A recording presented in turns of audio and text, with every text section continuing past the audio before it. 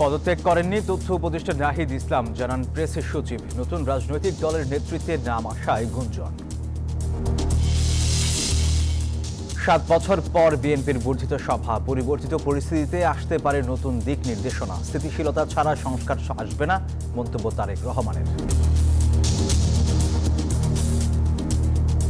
যত দ্রুত সম্ভব একটি স্থিতি অবস্থা আনা, তত দ্রুত দেশকে ধ্বংসের কিনারা থেকে ধীরে ধীরে বের করে নিয়ে আসা সম্ভব।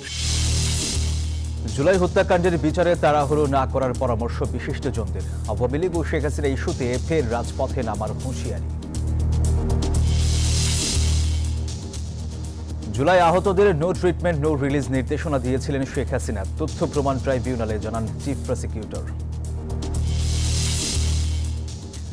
বিতর্কিত ভোটার কারিগর ডিসিদের কেলেঙ্কারি থাকলে মামলা, পুলিশ রাজনৈতিক দলের দাস হবে না বললেন স্বরাষ্ট্র উপদেষ্টা। বাংলাদেশে উগ্র বামপন্থীদের ক্ষমতায় বসাতে সহায়তায় গেছে $29 মিলিয়ন। ট্রাম্পের মন্তব্যে নতুন বিতর্ক।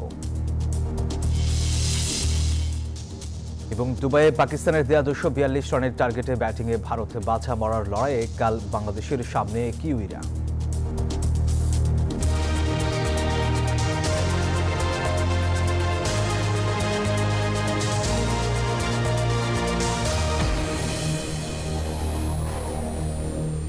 এবার বিস্তারিত। নতুন দলের নেতৃত্বে নাম আসা তথ্য উপদেষ্টা নাহিদ ইসলাম পদত্যাগ করেননি। রোববার সন্ধ্যায় প্রধান উপদেষ্টার সঙ্গে তার বাসভবন যমুনায় গিয়ে সাক্ষাৎ করেন নাহিদ ইসলাম। এই সাক্ষাতের পর নাহিদের পদত্যাগের গুঞ্জন ওঠে। উপদেষ্টা নাহিদ প্রধান উপদেষ্টার সঙ্গে সাক্ষাৎ করেছেন, সাক্ষাৎ শেষে তিনি চলে যান। এ বিষয়ে জানতে চাইলে নাহিদ ইসলামকে ফোন করা হলে তিনি ধরেননি। পরে প্রধান উপদেষ্টার প্রেস সচিব শফিকুল আলম জানান, তথ্য উপদেষ্টা পদত্যাগের সংবাদ গুজব।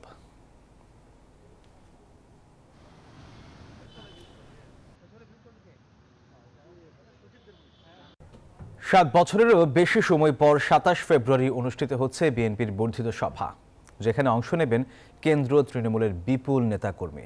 অনুষ্ঠানে বিএনপির ভারপ্রাপ্ত চেয়ারম্যান তারেক রহমান তৃণমূলের কথা শুনবেন, দেবেন নানা দিক নির্দেশনা। দলের দায়িত্বশীল নেতারা জানান, জুলাই বিপ্লবের পর পরিবর্তিত প্রেক্ষাপটে দলের করণীয় ঠিক করতেই এই বর্ধিত সভা।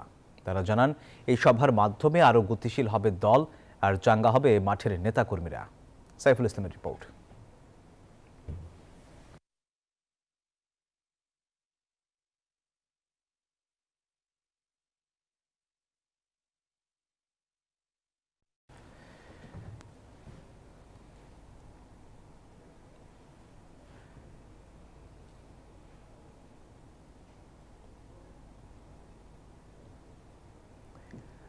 দর্শক, রিপোর্টটি প্রকৃতি ছিল, আমরা এবার এর বিস্তারিত দেখব। 2016 সালের 19 মার্চ বিএনপির সর্বশেষ জাতীয় কাউন্সিল অনুষ্ঠিত হয়, আর 2018 সালের 4 ফেব্রুয়ারি অনুষ্ঠিত হয় দলটির সর্বশেষ বর্ধিত সভা। 7 বছরেরও বেশি সময় পর বর্ধিত সভায় বিএনপির জাতীয় স্থায়ী কমিটির সদস্য, জাতীয় নির্বাহী কমিটি, চেয়ারপারসনের উপদেষ্টা, জেলা, উপজেলা, থানা ও পৌর কমিটির সভাপতি, সাধারণ সম্পাদক অথবা আহ্বায়ক ও সদস্য সচিব উপস্থিত থাকবেন। এছাড়া 2018 সালের সংসদ নির্বাচনে যারা দলের প্রার্থী ছিলেন এবং দলের টিকিটে প্রার্থী হওয়ার জন্য চিঠি পেয়েছিলেন, তারা এই বর্ধিত সভায় অংশ নেবেন। পরিবর্তিত প্রেক্ষাপটে এবং দ্বাদশ জাতীয় সংসদ নির্বাচনের আগে এই বর্ধিত সভাকে অত্যন্ত গুরুত্বের সঙ্গে দেখছেন তৃণমূলের নেতাকর্মীরা। বর্ধিত সভা সফল করতে দলের সিনিয়র যুগ্ম মহাসচিব রুহুল কবির রিজভীকে আহ্বায়ক করে 27 সদস্যের বাস্তবায়ন কমিটি এবং 6টি উপকমিটি গঠন করেছে বিএনপি। দলের ভারপ্রাপ্ত চেয়ারম্যান তারেক রহমান আমন্ত্রিত তৃণমূল নেতাদের বক্তব্য শুনবেন। এছাড়া প্রথমবারের মতো তৃণমূল নেতারা সরাসরি দলের ভারপ্রাপ্ত চেয়ারম্যানকে প্রশ্ন করার সুযোগ পাবেন। বর্ধিত সভাটি আর কিভাবে খুব সুন্দর এবং সফল করা যায়, এবং সারা বাংলাদেশ থেকে যারা আসবেন, আমাদের প্রতিনিধিরা, আমাদের ডেলিগেটরা যারা আসবেন, সমস্ত জেলা, থানা, উপজেলা, পৌরসভা থেকে আর যার যেসব প্রতিনিধি আসবেন, তাদের এসে যেন সেখানে সুন্দর পরিবেশে তারা সেই অনুষ্ঠানে তাদের মতামত ব্যক্ত করতে পারেন।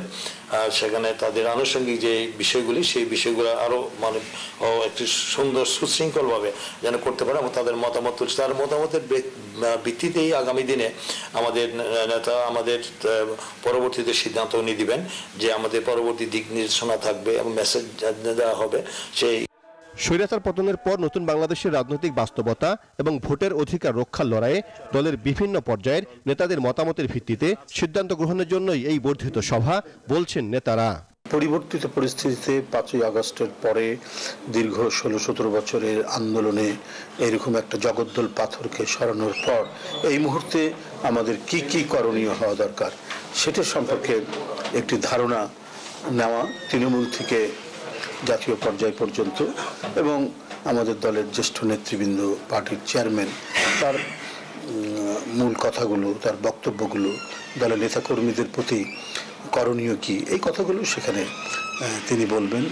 বর্ধিত সভায় বেশ কিছু সাংগঠনিক সিদ্ধান্ত আসতে পারে বলে জানিয়েছেন দলের নেতারা। সাইফুল ইসলাম, নিউজ 24, ঢাকা। রাজনৈতিক স্থিতিশীলতা না থাকলে কাজে আসবে না কোনো সংস্কার প্রস্তাব। শুধু তাই নয়, অস্থিতিশীল পরিবেশে ক্ষতিগ্রস্ত হবে অর্থনীতি, যার নেতিবাচক প্রভাব পড়বে সাধারণ মানুষের জীবনে। 31 দফা নিয়ে আলোচনায় এসব মন্তব্য করেছেন বিএনপির ভারপ্রাপ্ত চেয়ারম্যান তারেক রহমান। বলেছেন, সবাই যখন স্বৈরাচারী হাসিনা সরকারের ভয়ে চুপ ছিল, তখন রক্তচক্ষু উপেক্ষা করে সংস্কার প্রস্তাব দিয়েছিল বিএনপি। দ্রুত ভোটের মাধ্যমে কার্যকর সংসদ গঠনের দাবি জানিয়ে ভোটে নির্বাচিত হলে সবাইকে নিয়ে দেশ গঠনের অঙ্গীকার করেন তারেক রহমান। রাষ্ট্র মেরামতে 31 দফা নিয়ে ধারাবাহিকভাবে কর্মসূচি পালন করছে বিএনপি। রোববার জাতীয়তাবাদী আইনজীবী ফোরামে 31 দফা ও রাজনৈতিক বাস্তবতা নিয়ে বিস্তারিত আলোচনা করা হয়। অনুষ্ঠানে প্রধান অতিথি হিসেবে যুক্ত হন বিএনপির ভারপ্রাপ্ত চেয়ারম্যান তারেক রহমান। কেন 31 দফা, কাদের সঙ্গে আলোচনা করে কোন প্রেক্ষাপটে দেওয়া হয়েছে এমন প্রস্তাবনা, সেসবের বিস্তারিত ব্যাখ্যা দেন তিনি।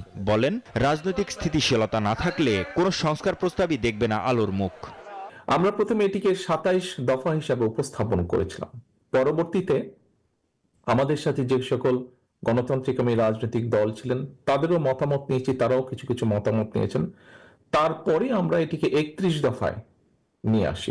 চারদিকে নানা রকম অস্থিরতা চলছে মন্তব্য করে বিএনপির ভারপ্রাপ্ত চেয়ারম্যান বলেন, দেশের চলমান সংকট সমাধানে সরকারের প্রধান লক্ষ্য হওয়া উচিত মানুষের ইচ্ছার গুরুত্ব দিয়ে নির্বাচিত সংসদ কার্যকর করা।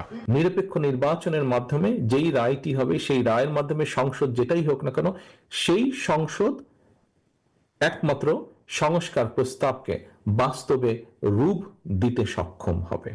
নানা ইস্যুতে আলোচনা করতে গিয়ে আসে 2008 সালের জাতীয় নির্বাচন প্রসঙ্গ। তারেক রহমানের দাবি, নানা অসঙ্গতি অনিয়ম থাকলেও গণতন্ত্রের স্বার্থে সেই ভোটের ফলাফল মেনে নিয়েছিল বিএনপি। 2008 সালের নির্বাচনে সেখানে ঘাপলা ছিল, সেটি যে স্বৈরাচার যে ক্ষমতায় ছিল তার বিভিন্ন কথাবার্তা থেকে বেরিয়ে এসেছে, এগুলি ঐতিহাসিকভাবে প্রমাণিত। এছাড়াও ইলেকশন রেজাল্ট অ্যানালাইসিস করলে আমরা দেখেছি 2008 সালে, তারপরেও গণতন্ত্রের স্বার্থে আমরা সেটিকে একসেপ্ট করে নিয়েছিলাম সেই সময়। দলের শীর্ষ এ নেতা জানান, সুষ্ঠু ভোটে রাষ্ট্র পরিচালনার সুযোগ পেলে সবাইকে নিয়ে 31 দফা বাস্তবায়ন করবে বিএনপি।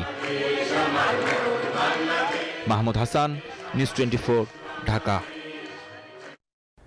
6 মাস পার হলেও অন্তর্বর্তী সরকার নিত্যপণ্যের দাম কমাতে পারেনি। বাজার সিন্ডিকেট রয়েছে আগের মতোই, অভিযোগ করেছেন বিএনপির ভাইস চেয়ারম্যান শামসুজ্জামান দুদু। রোববার দুপুরে ঠাকুরগাঁও জেলা বিএনপির সমাবেশে তিনি এসব কথা বলেন। তিনি বলেন, গণতন্ত্র প্রতিষ্ঠা ছাড়া বিএনপি পিছু হটবে না। দ্রুত নির্বাচনের রোডম্যাপ ঘোষণা সহ বিভিন্ন দাবিতে রাজবাড়িতেও সমাবেশ হয়েছে। প্রধান অতিথি ছিলেন বিএনপির চেয়ারপারসনের উপদেষ্টা হেলালুজ্জামান তালুকদার। আর বান্দরবানে সমাবেশে যোগ দেন বিএনপির জাতীয় নির্বাহী কমিটির যুগ্ম মহাসচিব হাবিবুন নবী খান সোহেল।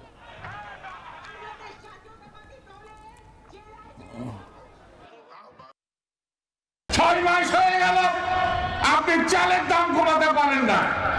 6 মাস হয়ে গেল, গরিব মানুষ যা ইনকাম করে তা বাড়াতে পারেন না, কাজের সংস্থান করতে পারেন না। অবিলম্বে এই দেশে একটি জাতীয় সংসদ নির্বাচন প্রতিষ্ঠা লগ্নে যা কিছু করা দরকার আমাদের সাহায্য এবং সহযোগিতা থাকবে। অনেকে এখন জাতীয় নির্বাচনের আগে স্থানীয় সরকার নির্বাচন করতে চান। যারা এই ধরনের উদ্ভট প্রস্তাব দেন, আমি আপনাদের জিজ্ঞেস করতে চাই, বাবার আগে কি সন্তানের জন্ম হয় নাকি? দুর্ভাগ্যজনকভাবে একটি বন্ধু প্রতিম সংগঠন নিষিদ্ধ ছাত্রলীগকে অনুসরণ করছে, এমন মন্তব্য করেছেন ছাত্র শিবিরের সভাপতি জাহিদুল ইসলাম। বিকেলে ঢাকা বিশ্ববিদ্যালয়ের মধুর ক্যান্টিনে সংবাদ সম্মেলনে এসব কথা বলেন তিনি। নিষিদ্ধ ছাত্রলীগ বাংলাদেশ থেকে বিতাড়িত হলেও দুর্ভাগ্যজনকভাবে আমাদের বৌদ্ধপন্থী ছাত্র সংগঠন ছাত্রদল তাদের পথ অনুসরণ করতে দেখা যাচ্ছে। ক্যাম্পাসে সকল ছাত্র রাজনৈতিক ও সামাজিক সংগঠন সমূহের মধ্যে পারস্পরিক শ্রদ্ধাবোধ, সহযোগিতা ও সহাবস্থান নিশ্চিত করে শিক্ষার সুস্থ পরিবেশ বজায় রাখা সকলের দায়িত্ব। কিন্তু আমরা লক্ষ্য করছি বিভিন্ন ক্যাম্পাসে ছাত্রদল, ছাত্র শিবির সহ অন্যান্য ছাত্র সংগঠনকে অন্যায়ভাবে দমনের চেষ্টা করছে। জুলাই হত্যাকাণ্ডের বিচারে তাড়াহুড়ো করলে গ্রহণযোগ্য হবে না, বরং এই বিচার করতে আন্তর্জাতিক অপরাধ আদালতের শরণাপন্ন হওয়া প্রয়োজন। রবিবার বিকেলে জাতীয় প্রেস ক্লাবে নাগরিক কমিটি আয়োজিত জাতিসংঘ ফ্যাক্ট ফাইন্ডিং প্রতিবেদন জুলাই হত্যাকাণ্ডের ব্যবচ্ছেদ, দায় ও বিচার শীর্ষক আলোচনা অনুষ্ঠানে এসব কথা বলেছেন বক্তারা। আওয়ামী লীগ ও শেখ হাসিনার বিচারের প্রশ্নে অন্তর্বর্তী সরকার ধীরগতি দেখালে দেশের মানুষ আবারও রাজপথে নামবে বলে হুঁশিয়ারি দেন জাতীয় নাগরিক কমিটির নেতারা। 5 আগস্ট ছাত্র জনতার অভ্যুত্থানে ক্ষমতাচ্যুত হয়ে দেশ ছাড়েন শেখ হাসিনা সহ আওয়ামী লীগ সরকারের সিনিয়র অনেক নেতা মন্ত্রী। কিন্তু এর আগে জুলাই অভ্যুত্থান দমাতে ব্যাপক শক্তি প্রয়োগ করে তৎকালীন সরকার। নিহত হয় হাজারো মানুষ। জুলাই অভ্যুত্থান নিয়ে সম্প্রতি প্রতিবেদন প্রকাশ করেছে জাতিসংঘের মানবাধিকার বিষয়ক হাই কমিশন, যেখানে বলা হয়েছে 1 জুলাই থেকে 15 আগস্টের মধ্যে 1400 জনেরও বেশি মানুষকে হত্যা করা হয়েছে। রবিবার জাতীয় প্রেস ক্লাবে এই প্রতিবেদনের ওপর আলোচনা অনুষ্ঠানের আয়োজন করে জাতীয় নাগরিক কমিটি। ব্যারিস্টার সারা হোসেন, নাসির উদ্দিন পাটোয়ারি, আক্তার হোসেন সহ অংশ নেন আরো অনেকে। মেজর পলিটিক্যাল পার্টিজ এইখানে এই ইউএন রিপোর্টের পরে তাদের যে রেসপন্সটা আসার কথা, স্ট্রং একটা রেসপন্স, সেটা কিন্তু আসে নাই। এই ভায়োলেন্স যারা করেছে তাদেরকে কি ধরনের শাস্তি দিতে হবে এবং সেক্ষেত্রে আন্তর্জাতিক মানদণ্ডের কথা তারা বারবার উল্লেখ করেছে। নাগরিক কমিটির নেতারা বলেন, বাংলাদেশের রাজনৈতিক দলগুলো নির্বাচন নিয়ে যতটা সোচ্চার, সংস্কার ও বিচার নিয়ে ততটা সোচ্চার নয়।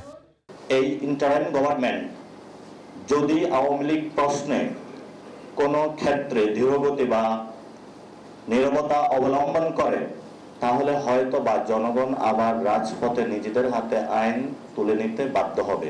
গণতন্ত্রকে হত্যা করলো, মানবতা বিরোধী অপরাধ করলো, এই আওয়ামী লীগ যেন কোনোভাবে আর পার না পায়। জাতিসংঘের প্রতিবেদনের নানা দিক নিয়ে কথা বলেন আলোচকরা। দাবি করেন প্রতিবেদনটি নিয়ে ভিত্তিহীন সমালোচনা হচ্ছে। জুলাই হত্যাকাণ্ডের সুষ্ঠু ও গ্রহণযোগ্য বিচারে তাড়াহুড়ো না করার পরামর্শ দেন তারা।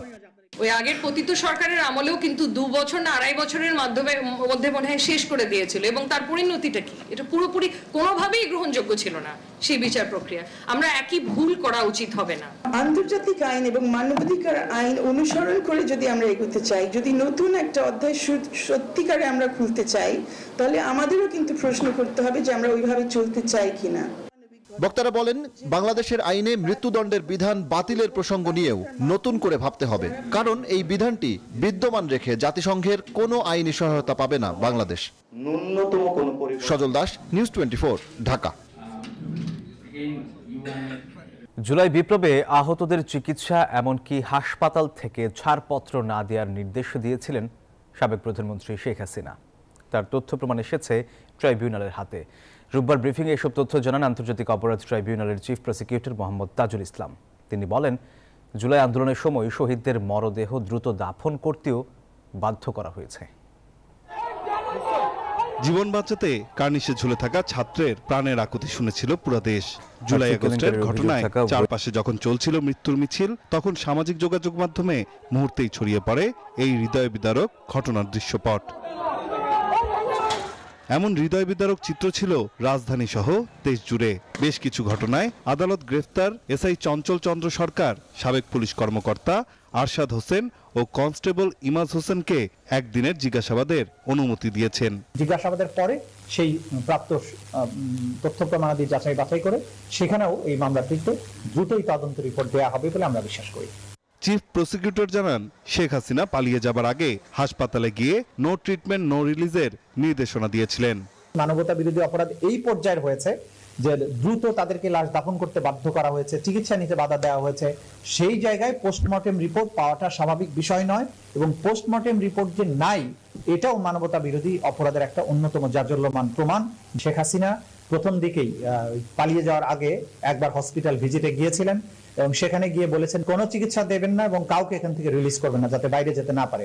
সাবেক প্রধানমন্ত্রী শেখ হাসিনার এমন নির্মমতার প্রমাণ যাচাই বাছাই ও ফরেনসিক করা হবে, পরে গণহত্যা ও মানবতা বিরোধী মামলার প্রমাণের সাথে সম্পৃক্ত করে আদালতের কাছে হস্তান্তর করার কথাও জানান তিনি।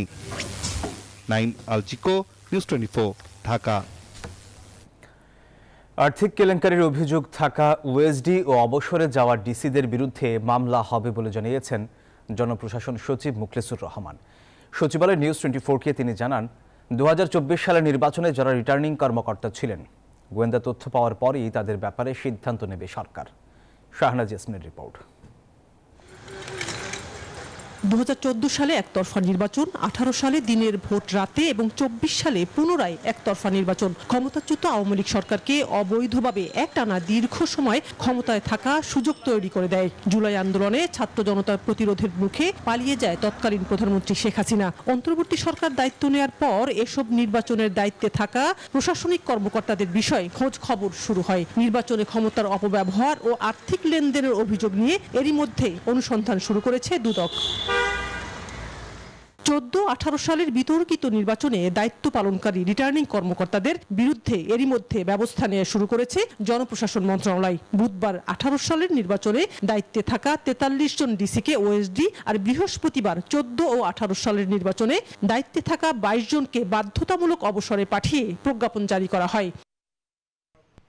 রোববার সচিবালয় নিউজ 24-কে জনপ্রশাসন সচিব বলেন, ব্যবস্থা নেয় এসব ডিসিদের মধ্যে যাদের বিরুদ্ধে আর্থিক কেলেঙ্কারির অভিযোগ রয়েছে শুধুমাত্র তাদের বিরুদ্ধে মামলা হবে।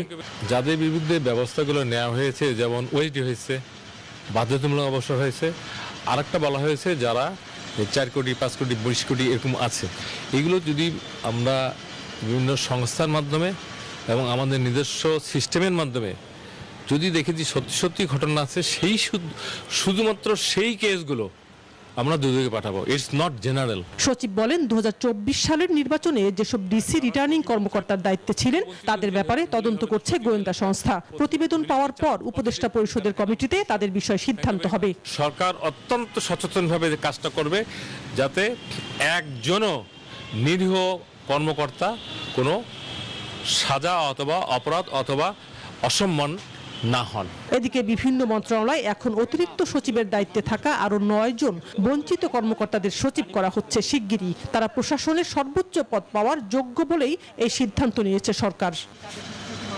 শাহনাজ ইয়াসমিন, নিউজ 24, ঢাকা। সংবাদের সময় হলো একটা বিরতির, সাথেই থাকুন। আবারও স্বাগত সংবাদে। রাজশাহীতে এক অনুষ্ঠানে স্বরাষ্ট্র উপদেষ্টা বলেছেন, রাষ্ট্র সব নাগরিকের কোনো দল বা গোষ্ঠীর নয়, আর পুলিশ বাহিনী কোনো রাজনৈতিক দলের দাস নয়। আপনার সত্যিকার অর্থে জনসেবার পুলিশ হয়ে গড়ে উঠুন। পুলিশ বাহিনী কোনো শক্তির প্রতীক নয়, এটা জনগণের সুরক্ষা ও ন্যায় প্রতিষ্ঠার প্রতীক। এটি আপনাদের মনে রাখতে হবে। জনগণকে হৃদয়ে স্থান করে নিয়ে তাদের আস্থা ভরসার প্রতীক হয়ে ন্যায় বিচার ও মানবাধিকার নিশ্চিতপূর্বক সেবাদান করবেন। প্রধান উপদেষ্টার আশ্বাসে স্মারকলিপি দিয়ে ফের শহীদ মিনারে অবস্থান নিয়েছে কুয়েট শিক্ষার্থীরা। ক্যাম্পাসে স্থায়ীভাবে ছাত্র রাজনীতি বন্ধ সহ 6 দফা দাবি নিয়ে শহীদ মিনার থেকে প্রধান উপদেষ্টার সাথে দেখা করতে বাসভবন যমুনায় গেলে তাদের আশ্বস্ত করা হয়। কুয়েটের ভিসির অপসারণ সহ 6 দফা দাবি নিয়ে প্রধান উপদেষ্টার সঙ্গে দেখা করতে রোববার ঢাকায় আসেন আন্দোলনরত শিক্ষার্থীরা। এ সময় হাতে লাল কাপড় বেঁধে অবস্থান নেয় কেন্দ্রীয় শহীদ মিনারে। এ সময় তারা সংবাদ সম্মেলনে দাবি করে, যতদিন তাদের ক্যাম্পাস নিরাপত্তাহীন ততদিন তারা ক্যাম্পাসে ফিরবে না। আমরা ক্যাম্পাসে নিরাপদ ফিল করছিলাম না। আমরা নিজেরা পুলিশ থেকে ক্যাম্পাসের ভিতর বাস ঢুকিয়ে নিজেদের অর্থায়নের টাকা উঠিয়ে তারপর আমরা এখানে এসে উপস্থিত হয়েছি এই ভেবে যে মাননীয় প্রধান উপদেষ্টা আমাদের দাবিটা মেনে নেবেন। এরপর দুপুরে তাদের 5 জনের প্রতিনিধি দল রমনা থানার সাহায্যে প্রধান উপদেষ্টার একান্ত সচিব সাব্বির আহমেদের কাছে 6 দফা দাবির স্মারকলিপি জমা দেয়। প্রধান উপদেষ্টা প্রতিনিধি হয়ে উনি আমাদেরকে আশ্বস্ত করেছেন যে আমাদের দাবিগুলো অতি শীঘ্রই এগুলো বিবেচনায় আনা হবে এবং যথাযথ ব্যবস্থা নেওয়া হবে। যেহেতু ওনারা আশ্বস্ত করেছেন যে আমাদের দাবিগুলো নিয়ে কাজ করা হবে এবং অতি অতি শীঘ্রই রেসপন্স করা হবে। তাই রাষ্ট্রকে আমরা একটু সময় দিতে চাই। পরে সংবাদ সম্মেলনে তারা বলেন তাদের 6 দফা দাবি যতদিন পর্যন্ত আদায় না হবে ততদিন ক্লাস পরীক্ষা সহ সকল একাডেমিক কার্যক্রম বন্ধ থাকবে। আমাদের যে দাবিগুলো। ঋষাদ অর্ণব, নিউজ 24, ঢাকা। সময় হলো আরও একটা বিরতির, সাথেই থাকুন। আবার স্বাগত নিউজ 24 সংবাদে। সাংবাদিকতা হতে হবে পুরোটাই সত্য, আংশিক সত্য নয়, কিন্তু সেই জায়গা থেকে সাংবাদিকরা আজ অনেক দূরে সরে গেছে, এমন মন্তব্য করেছেন বিএফইউজের মহাসচিব ও ইস্ট ওয়েস্ট মিডিয়া গ্রুপের উপব্যবস্থাপনা পরিচালক কাদের গনি চৌধুরী। বিকেলে যশোরে সাংবাদিক ইউনিয়নের 4 দশক পূর্তি উপলক্ষে মিলন মেলায় তিনি এসব কথা বলেন। সাংবাদিকদের অতীত থেকে শিক্ষা নিয়ে সত্য তুলে ধরারও আহ্বান জানান। যশোর জেলা প্রশাসক আজহারুল ইসলামের সভাপতিত্বে অনুষ্ঠানে আরও বক্তব্য রাখেন বিএফইউজের ভারপ্রাপ্ত সভাপতি উবাইদুজ্জামান শাহিন, জেলা বিএনপির সাধারণ সম্পাদক দেলোয়ার হোসেন খোকন সহ অন্যরা।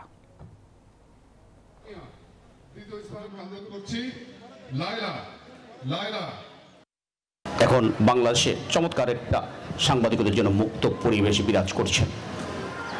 আমরা আশা করব অতীতের অপকর্মগুলো থেকে শিক্ষা নিয়ে আমরা সাংবাদিকরা আমরা সত্যটা তুলে ধরব। মনে রাখবেন, সাংবাদিকরা হচ্ছেন সমাজের ওয়াচডগ, অতন্ত প্রহরী। আমরা যেন কেউ প্যাডডগ না হই, পোষা কুকুরি যেন না হই। হাসিনা সরকার আমলে যেরকম আমাদের বহু সাংবাদিক বন্ধুরা যারা প্যাডডগ হয়ে গেছিলেন ওয়াচডগের জায়গায়, আমরা যেন সেটা না হই। এবার আন্তর্জাতিক প্রসঙ্গ। বাংলাদেশে উগ্র বাম কমিউনিস্টদের ক্ষমতায় বসাতেই $29 মিলিয়ন দিয়েছিল বাইডেন প্রশাসন, এমন মন্তব্য করে ফের আলোচনায় মার্কিন প্রেসিডেন্ট ডোনাল্ড ট্রাম্প। যুক্তরাষ্ট্র সময় শনিবার ওয়াশিংটন কনজারভেটিভ পলিটিক্যাল অ্যাকশন সম্মেলনে যোগ দিয়ে এই কথা বলেন মার্কিন প্রেসিডেন্ট।